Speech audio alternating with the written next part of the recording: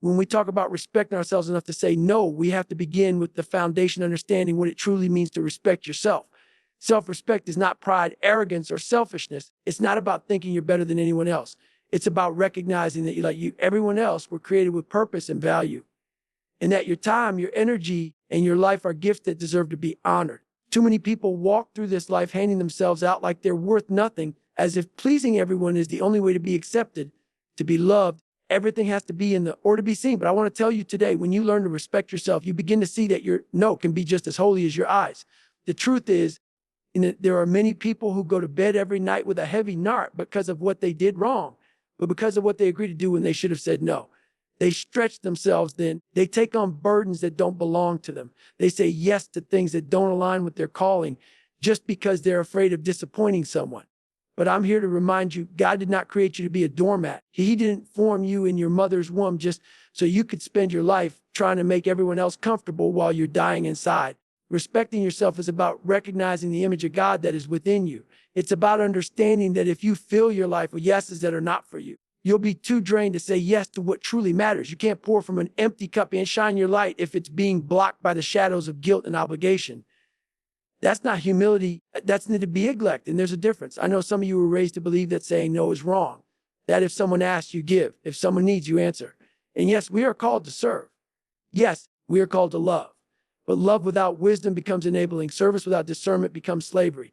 And when you say yes to everything out of fear or pressure, you begin to betray the very purpose God has placed in your life. Some of you are saying yes to things that are robbing you of your peace. You're saying yes to relationships that drain you, to commitments that frustrate you, to expectations that God never asked you to carry, to feel guilty when you think about saying no, but deep down your spirit is crying out for rest.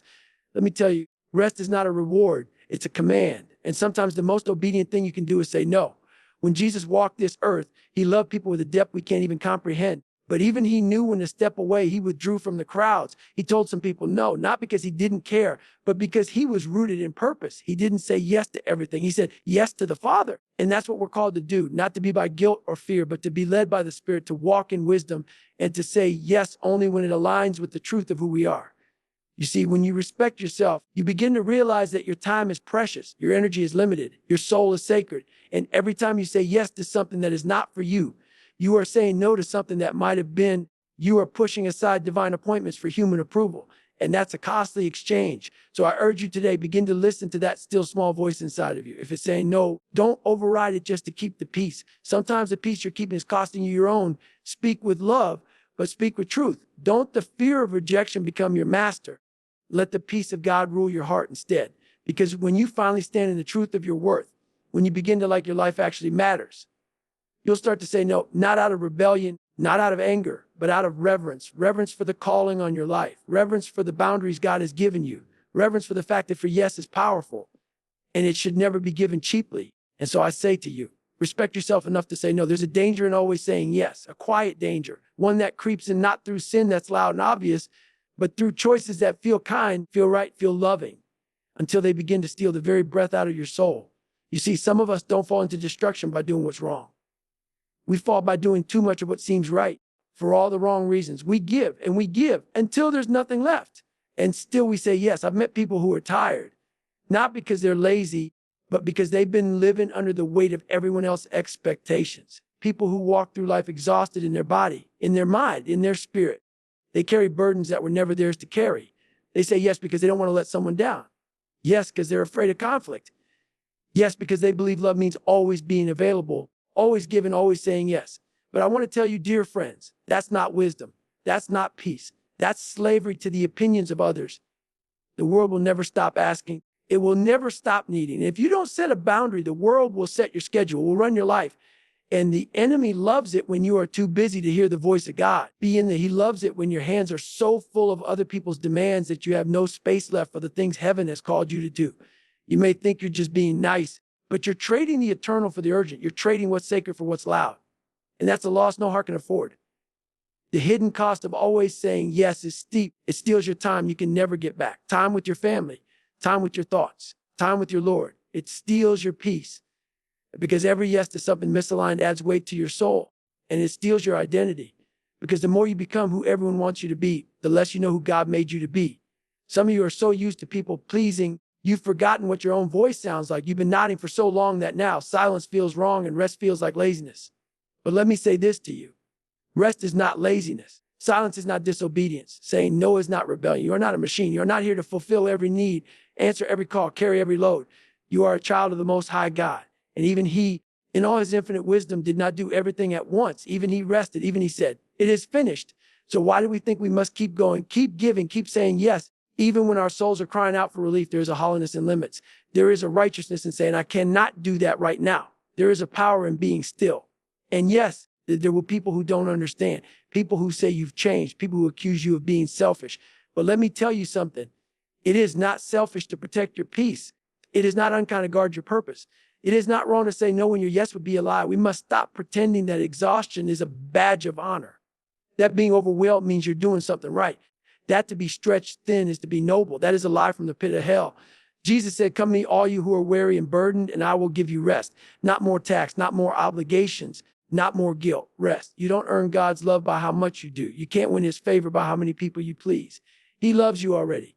He calls you already. He sees you already. So why are you still trying to prove something He settled on the cross? There comes a moment in every life where we must choose. Do we keep saying yes to everything and lose ourselves in the process? Or do we begin to listen to that inner whisper that says, this is not for you? And when you start to respect that voice, that gentle tug of the Spirit, you'll find that the world won't end if you say no. People might be disappointed, yes, but God will not be, because He never asked you to do it all. He only asked you to follow Him. So I say to you, respect yourself enough to say no.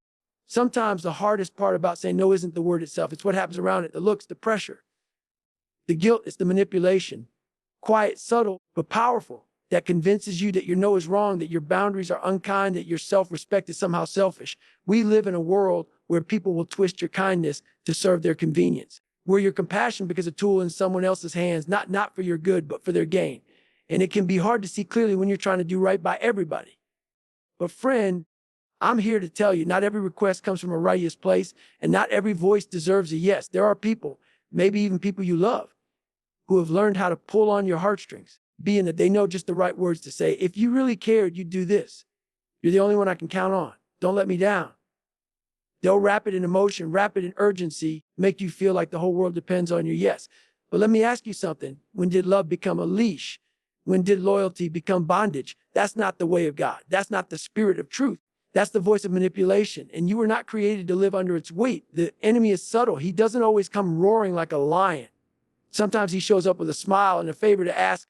Sometimes he wears the face of someone you trust. Sometimes he speaks through obligation. And before you know it, you're walking a road God never asked you to walk, just because you were too afraid to disappoint someone. But let me remind you, is not to keep everyone happy. Your job is to walk in truth. Your calling is not to be everyone's solution. Your calling is to follow the one who is the way of truth and the light. And let me tell you, the truth will often make you unpopular. The truth will have you standing alone sometimes. The truth might disappoint people. But the truth will set you free when you begin to respect yourself enough to say no, even when the pressure is high, even when the guilt is thick. That's when you start walking in freedom. That's when you take your power back. That's when you begin to live with integrity instead of fear. You see, people will try to make you feel like you owe them something. They'll remind you of what they did for you, how they helped you, how they stood by you. And yes, gratitude is holy, but gratitude should never become a chain. God didn't call you to live under emotional debt. He didn't call you to carry every burden laid at your feet. That's why He gave you discernment. That's why He gave you boundaries. That's why He gave you the word. No, some of you have been manipulated for so long that you've stopped trusting your own judgment. You second guess yourself every time you try to set a limit. You feel selfish for wanting peace. You feel guilty for needing space. But I want you to hear me now. You are not wrong for protecting what God gave you. And you are not wrong for choosing wisdom over guilt. You are not wrong for saying, I love you, but I cannot do that. Even Jesus, who loved more deeply than any man ever could, didn't give in to every request. There were times He walked away. Times He said no. Times He refused to perform miracles just to prove something. Why? Because He knew He was. He knew His mission. He wasn't moved by manipulation. He was led by the Spirit. And that is what you must be. Not moved by guilt, but led God. Not pressured by people, but anchored in purpose. When you let manipulation guide your choices, you lose your identity. But when you stand firm in truth, even when it's hard, you find your strength again. You find your clarity and you find your peace. So if you feel that pressure creeping in, that quiet tug of guilt, that fear of letting someone down, I encourage you to stop and ask, is this God speaking, or is this someone trying to control me? Because those are not the same. One leads to life. The other leads to exhaustion. Respecting yourself enough to say no means choosing truth over approval. It means choosing God's will over man's demands. It means saying, I am not here to be controlled. I am here to be called. So I say to you, respect yourself enough to say no. For many people, the hardest word in the English language is a simple one. Just 2 letters, no. It's not complicated, but it carries a weight. It can make your heart pound. It can tie your stomach in knots. And yet, my friend, there comes a time in every believer's life when they must learn the power of that word. Not to harm, not to divide, not a rebel, but to protect what God has placed in them. Because there will come moments when the only way to stay in alignment with heaven is to say no to the noise of the world. But to do that, to speak it with peace, to say it with confidence, you need something deep in your soul. You need courage. You need strength. And you need the quiet confidence that doesn't come from applause or approval, but comes from knowing who you are in Christ. That's the foundation. You cannot say no with boldness until you know your worth. You see, when you don't believe in the value of your time, your energy, your soul, then you'll give them away to anyone who asks. You live your life apologizing for your limits, the bending under the weight of demands, always seeking to prove that you're enough. When in truth, you were already enough before anyone asked anything of you. You were already loved, already seen, already known by the God who created you in his image. The enemy doesn't just attack with sin. Sometimes he attacks with pressure. He whispers that you must prove your worth through your performance. He pushes you to say yes, not because it's right, but because you're afraid of disappointing someone, afraid of being left out, afraid that if you say no, you'll be rejected or forgotten. But fear is not from God. Fear is the enemy of truth. And when fear is guiding your yes, it's time to let faith speak a no. I want you to know this. It takes great strength to say no when the world expects a yes. It takes spiritual maturity to stand your ground when others try to move you. And that strength, that confidence, doesn't come from trying harder or doing more. It comes from surrendering your identity to God and let him define your boundaries. The confidence to say no flows from the assurance that your worth is not tied to your work. Your peace is not tied to other people's opinions, and your obedience belongs to God, not to the crowd. Some of you have been running yourself ragged trying to please everybody. You smile on the outside, but you're breaking on the inside. You've said yes so many times that now when you even think about saying no, guilt rises up like a flood. But I want to tell you today, there is no guilt in wisdom. There is no shame in knowing your limits. There is no sin in honoring your God-given calling by protecting your time and your soul. You see, God never intended for you to live in constant exhaustion. He said, come unto me, all you that labor and are heavy laden, and I will give you rest. Rest, not just sleep for your body, but peace for your mind, confidence for your heart. Rest that allows you to say, I don't need to do everything to be loved. I don't need to be everywhere to be valuable. I don't need to carry it all to be enough. That's the rest that gives you the strength to say no without fear. And yes, it takes practice. The first few times you do it, your voice might shake, your hands might tremble, you might second guess yourself, but keep going. Keep trusting that God is guiding you. Keep believing that it is better to walk in obedience to his voice than to live in bondage to people's demands. Because every time you say no to something that's not yours, you say yes to the life God actually designed for you. Every time you choose to stand firm instead of giving in, you strengthen the foundation of who you are in him. And the more you practice it, the easier it becomes. Confidence grows not from pleasing people, but from walking in the truth of who God says you are. So don't be afraid to say it. Say it kindly. Say it firmly. Say it with peace. But say it. Because when you do, it has to be in there. You're not just protecting your schedule. You're protecting your soul. So I say to you, respect yourself enough to say no. And there is a great lie floating through this world, a quiet deception that has crept into hearts and homes and even the church. It's the belief that setting boundaries means you don't love people. That somehow saying no means you've failed in grace. That walking away, declining an invitation or protecting your peace makes you cold or distant or selfish. But hear me today. That is not truth. That is not the gospel. That is not what our Lord taught us. For true love, real love is not boundaryless. Real love knows when to say no. Real love speaks the truth even when it's not easy. And my friend, real love starts with respecting what God has placed in you, even when it means disappointing someone else. Some people think that being kind means being available to everyone all the time. That's saying yes to every request. Every favor, every need is the mark of a holy life. But the truth is, even Jesus did not live that way. He didn't run to every demand. He didn't heal everyone in every village. He didn't chase after people to explain himself when they didn't understand. He knew who he was. He knew what he was called to do. And he had boundaries, not because he lacked love, but because his love was anchored in purpose. That's the kind of love God wants for you. Not a love that exhausts itself trying to keep everyone happy, but a love that knows how to draw a line with compassion and stand behind it with courage. Because if you don't protect your peace, if you don't guard your soul, if you don't honor your time, your health, your calling, nobody else will do it for you. That's not arrogance. That's wisdom. We live in a world where people expect explanations for your no. They want reasons, justifications, apologies. But I'm here to tell you today, no is a full sentence. You don't need to dress it up or water it down. You don't need to over-explain. You don't need to beg for their understanding. If God has led you to say no, then stand in it. You don't owe anyone an apology for protecting your time or choosing obedience over obligation. Too many hearts are carrying the weight of guilt for simply honoring their own limits, and that guilt is not from God. He did not call you to live bound by everyone else's expectations. He did not call you to run faster than your soul keep up. He did not ask you to put your mental, emotional, and spiritual well-being on the altar of constant approval. And sometimes the hardest part of saying no is not the reaction of others. It's the battle inside your own mind. You second guess it. You rehearse what you could have said differently. You worry that you've offended someone or fallen short. But let me remind you, you are not called to be everything to everyone. You are called to be faithful. And sometimes faithfulness looks like saying, I can't do that. I need rest. I need space. I need to step back. When you begin to live like this, not in rebellion, but in wisdom, you'll discover something remarkable. People may not always like your boundaries, but they will begin to respect them, because when you respect yourself, you teach others how to treat you. You show them what is acceptable, what is honorable, what is healthy and whether they realize it or not, you're setting an example that gives them permission to do the same. Your no can be healing. Your no can be holy. Your no can be the very thing that breaks a generational pattern of people pleasing and burnout and unspoken resentment. We've had enough of that. We've had enough of smiling through pain, nodding through weariness, being saying yes while our hearts cry no. It's time to walk in truth. It's to walk in love. And real love sometimes says enough. That's a friend. The God who created the heavens and the earth has given you wisdom. Use it. The God who knit you together in your mother's womb has given you discernment. Trust it. The God who speaks peace over his children is not asking you to live in chaos just to keep up appearances. He wants you whole. He wants you grounded. He wants you free. So when the moment comes, and it will come, when you're asked to stretch yourself beyond what's right, when you're tempted to agree just to avoid discomfort, when you're standing at the crossroads between peace and pressure, choose peace. Choose truth. Choose the quiet strength that says no. Not because you don't care, but because you finally do. So I say to you, respect yourself enough to say no. There's something powerful that happens when one person decides to stand for truth, not with a shout, not with a fight, but with a quiet, steady conviction. When someone finally says, enough is enough, I will no longer live my life to please people. I will live to please God. That decision, that moment of clarity may seem small. It may go unnoticed by the world, but it echoes in heaven and it changes everything. Because when you begin to respect yourself enough to say no, you don't just find peace for your own soul. You give others permission to do the same.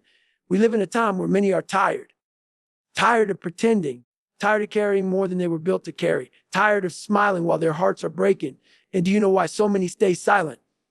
Why they keep saying yes long after they've run out of strength? Because they've never seen someone do it differently. They've never seen someone say no with grace, with calm, without apology. They've never seen someone lie free. But what if that someone could be you? What if, in learning to protect your own peace, you lit a candle for someone else in the darkness? What if your quiet refusal to be manipulated taught a daughter or a friend or a coworker that they could do it too? What if your boundary became their blessing? My friend, we don't just lead by what we say. We lead by how we live. And when you start saying no from a place of wholeness, from a place of purpose, you become a light in a world full of noise and confusion. Some will misunderstand you. They may say you've grown cold or distant or proud, but stay firm, because in time, they will see it. In time, they will see the fruit of your peace. They will see how your yes is no longer forced, but full of joy. They will see how your no is no longer born out of fear, but rooted in faith. And whether they admit it or not, something in them will begin to shift, because we are drawn to integrity. We are drawn to truth, even when it challenges us. I've seen it happen again and again.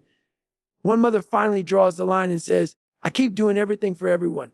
And suddenly her children begin to grow, to take responsibility, to flourish. One young man steps back from the demands that were stealing his spirit, and suddenly he begins to hear God's voice again, loud and clear. One church leader chooses balance over burnout, and the whole congregation begins to walk in greater health. That's the ripple effect of truth. That's what happens when you say no in love. You don't have to prove your point. Just walk in quiet obedience. Walk in wisdom. Let your life speak. Because your life, when aligned with God's purpose, carries more weight than any argument. Your peace will preach louder than any sermon. Your boundaries will teach better than any book. And people will notice, even they never say a word. You see, the world doesn't just need more voices. It needs more examples. We need people who live with clarity, people who know when to step forward and when to step back. People who understand that serving God doesn't mean abandoning yourself. That loving others doesn't mean losing yourself. That peace is not found in pleasing everyone. It's found in walking with God. And when you choose to walk that way, you give others a map, a quiet, sacred map that says you can live this way too. You don't have to run yourself empty. You don't have to say yes out of guilt. You don't have to carry what was never yours. You can live free. You can live whole. You can live led by the Spirit, not pushed by pressure. This is more than just about saying no. This is about reclaiming the life God intended for you and showing others that it's possible. Because one person standing in truth gives courage to many. One heart at peace becomes a refuge for others. And one life lived in integrity creates a legacy that reaches far beyond what we can see. So I say to you, respect yourself enough to say no.